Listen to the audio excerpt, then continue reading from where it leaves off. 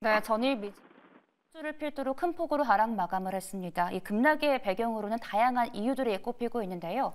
하지만 일부 월가 전문가들은 강세장 속에서의 건강한 조정은 오히려 저가 매수 기회가 될 수 있다는 긍정적인 시선도 존재합니다. 뉴욕 증시 연결해가지고 자세한 개장 상황과 함께 글로벌 이슈 만나볼게요. 뉴욕 증시 경제 전문 유튜버입니다. 유선아님 연결돼 있습니다. 안녕하십니까? 네, 안녕하십니까. 네, 오늘 2분기 GDP 등 다양한 매크로 지표들이 발표가 됐습니다. 브리핑 부탁드립니다. 네, 일단 오늘 같은 경우는 여러 스케줄들이 거시경제 스케줄들이 발표가 됐는데요. 일단 실업수당 청구 수가 오랜만에 다시 내려왔습니다. 예상치를 하회를 했고요.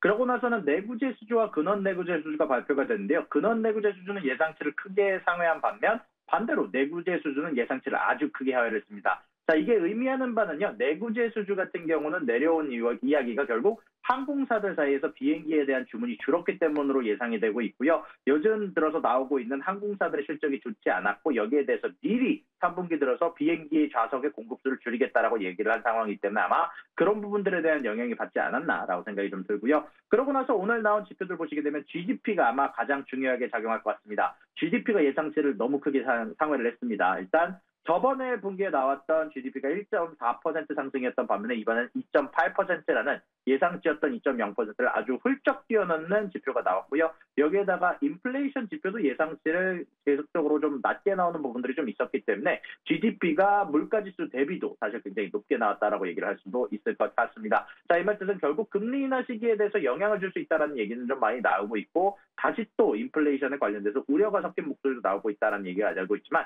결국 제가 봤을 때 가장 중요한 것은 연착륙으로 가는 지점에서 아마 가장 중요하게 작용하지 않을까라고 생각이 좀 들고 있습니다.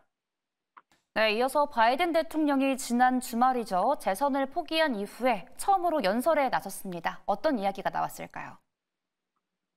네, 현재 바이든 대통령이 어제 기준으로 다시 자신의 사퇴 관련해서 입장 표명을 했습니다. 2024년 대선 출마를 포기하는 결정은 자신의 결정이었으며 이를 통해서 새로운 세대의 지도자들이 나라를 이끌도록 하는 새로운 세대의 정권을 넘겨주는 부분이다라고 얘기를 하기도 했었고요. 현재 지금 당장 미국의 입장에서 미국을 통합시키는 데 가장 중요한 것은 새로운 세대에게 바통을 넘기는 것, 그리고 이것이 우리나라를 단결시키는 가장 최고의 방법이다라고 얘기를 했으며 미국의 위대한 점은 왕이나 독재자가 지배하지 않고 국민이 지배하는 것이다라고 얘기를 하면서 동시에 앞으로 6개월 동안 대통령의 임무를 계속 수행하면서 대법원 개혁, 암 연구자본 지원, 그리고 기후변화와 총기 폭력에 대한 대처를 목표로 삼으면서 바이든 해리스 부통령에 관련해서 지금 경험이 풍부하고 강인하면 유능한 지도자라고 얘기를 하면서 현재 즉 민주당이 페널티 없이 유리한 출발선을 통과하겠다라고 얘기를 하면서 남은 임기 동안 최선을 다할 것을 얘기를 하면서 이야기를 마치도록 했습니다.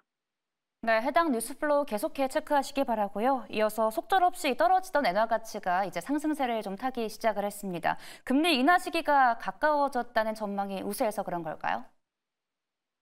현재 엔달러 환율이 161.94를 찍었다가 152까지 떨어지게 되면서 현재 엔화 값어치가 다시 오르고 있다라는 얘기가 나오고 있는데요. 결국 이런 부분들은 미국의 연준의 금리 인하 시기가 가까워졌다라는 전망에 따라 그리고 반대로 일본은 금리 인상 전망이 나오게 됨에 따라서 미일 금리 차이가 축소될 것이라는 전망에 입은 투자로 보이고 있는데요.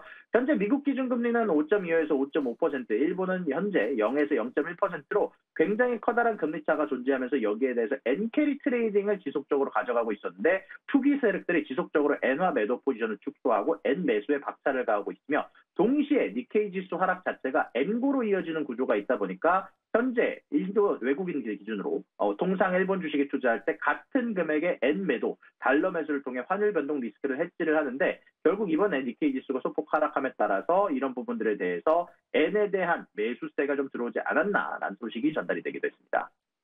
네, 이어서 항공주들의 어닝이 발표가 됐습니다. 대부분 부진한 전망치가 발표됐다는데요.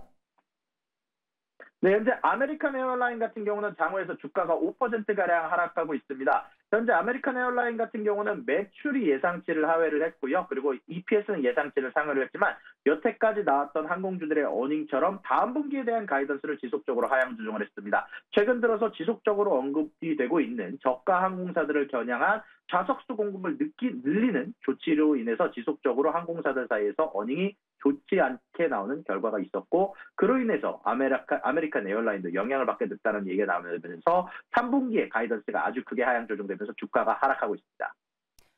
네, 이어서 로열 캐리비안 그룹이 오늘 2분기 호실적을 발표를 했습니다. 4년 만에 배당금을 지급할 예정이라 발표를 했는데 가이던스 이상의 실적을 달성했다고요. 네, 현재 로열 캐리비안 그룹 같은 경우는 4년 전에 코로나가 발병한 이후로 지속적으로 너무나 많은 금액의 손해를 보게 되면서 배당금을 일시 중지를 한 조치를 발표를 하게 됐었는데요. 최근 들어서 다시 지속적으로 수익성이 회복하기 시작을 하면서 더 많은 사람들이 크루즈를 타기 시작하면서 4년 만에 다시 또 배당금을 재개를 했다라는 소식이 전달이 됐습니다. 이번에는 약 주당 40센트에 해당하는 배당금을 제공할 계획이다라고 이야기가 되기도 했고요. 2020년에는 78센트에 제공을 했다 보니까 이것보다는 좋지 않지만 앞으로 더 많이 상승할 거다라는 기대감이 모이고 있는 것으로 보이고 있습니다. 네, 오늘은 여기서 보내드리겠습니다. 지금까지 뉴욕 증시 경제 전문 유튜버 유선남님과 함께했습니다. 고맙습니다. 수고하셨습니다.